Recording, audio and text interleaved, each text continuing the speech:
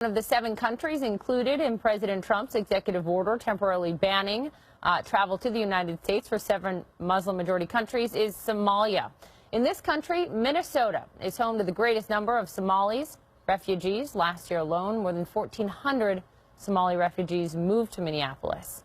In November, Representative Ilhan Omar became the first Somali-American lawmaker ever when she won the election to represent Minnesota's Cedar Riverside neighborhood that is right outside of Minneapolis. She's a refugee who fled Somalia for Minnesota in 1995. Thank you for joining me. Thank you for having me, Poppy. Obviously, I've been tracking your candidacy and your election because it's in my home state of Minnesota, and you certainly made national headlines for this. I want to first get your reaction to Somalia being included in President Trump's executive order banning this travel and what it means for your constituents. Yeah. I think I'm a little disheartened and disappointed to see Somalia included. As you said, I am a refugee from Somalia. I'm also half Yemeni, so both of those countries are included in this Muslim ban.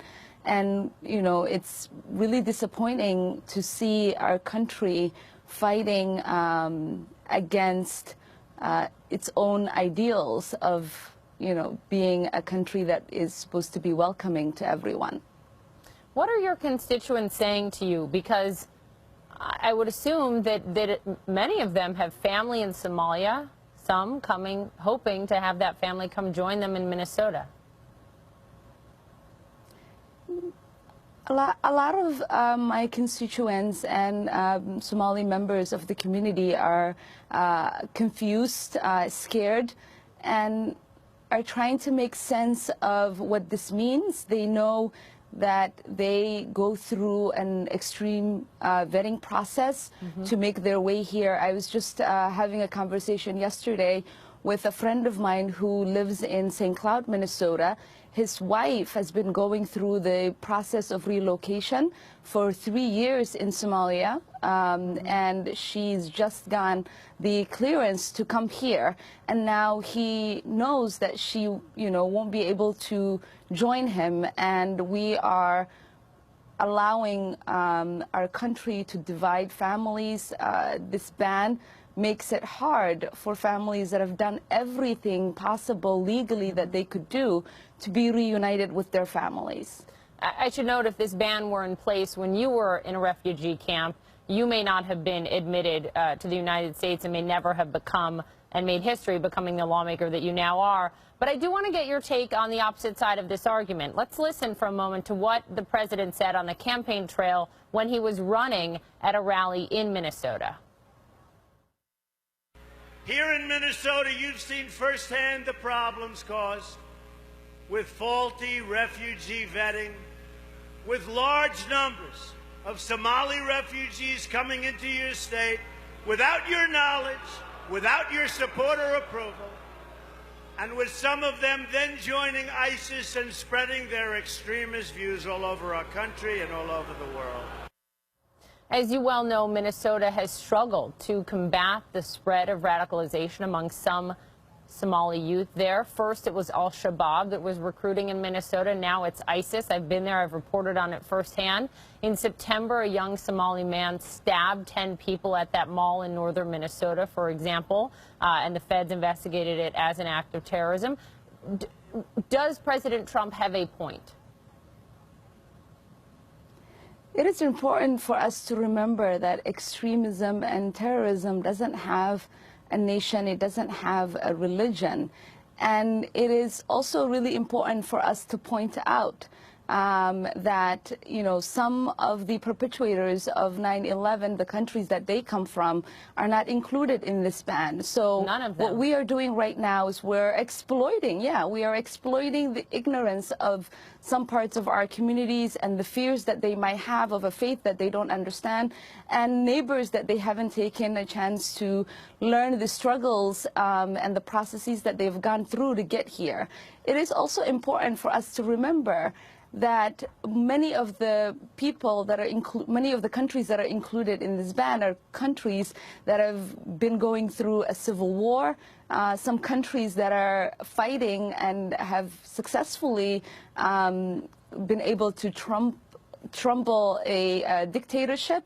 And we have aided and abetted them in the guise of trying to further democracy in the world. For us now to turn our backs on them and for us to say it is okay for us to get you in the mess that we've gotten you in, but now we are not going to welcome you and we're not going to help you get the opportunities that our forefathers have gotten in the United States. It's a shame, and I am saddened by that. Many of our community members here in Minnesota, regardless of what background they have, are saddened by the turn of events that we are witnessing here in our country. I was just talking to someone here in the studio who was telling me about her great-grandfather who is Irish and came to this country because of famine and hunger.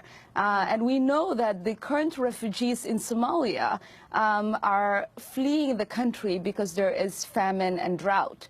And so it is important for us to understand and make the clear connections and know that it is not because we have a faulty feeding system.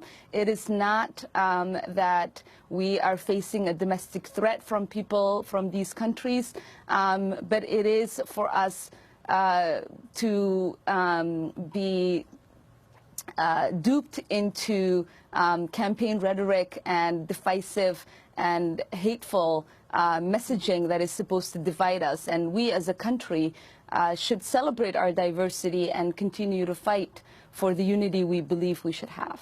Representative, before I let you go, I've been wanting to have you on this program for a long time, even before this news broke, and obviously I want your take on that, as we just discussed, but also just your personal story. I mean, 20 years ago, when you were sitting in Kenya in a refugee camp, did you ever believe that you'd be able to come to the United States at the age of 12, first to Virginia, then Minnesota, at the age of 14, get involved in local politics, and then make history, becoming the first Somali-American lawmaker in the country?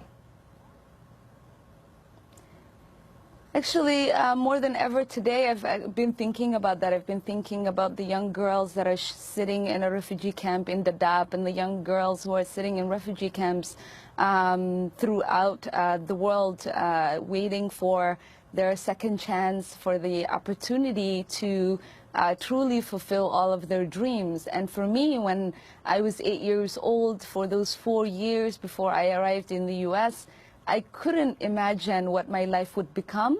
And now I have gotten the opportunity to come here to get full education, to be able to have kids here and be a productive member of our society, and now have the privilege and the opportunity to be a lawmaker in our wonderful state in Minnesota and to contribute positively. Is an opportunity, and it is the example of what it means when we give people second chances.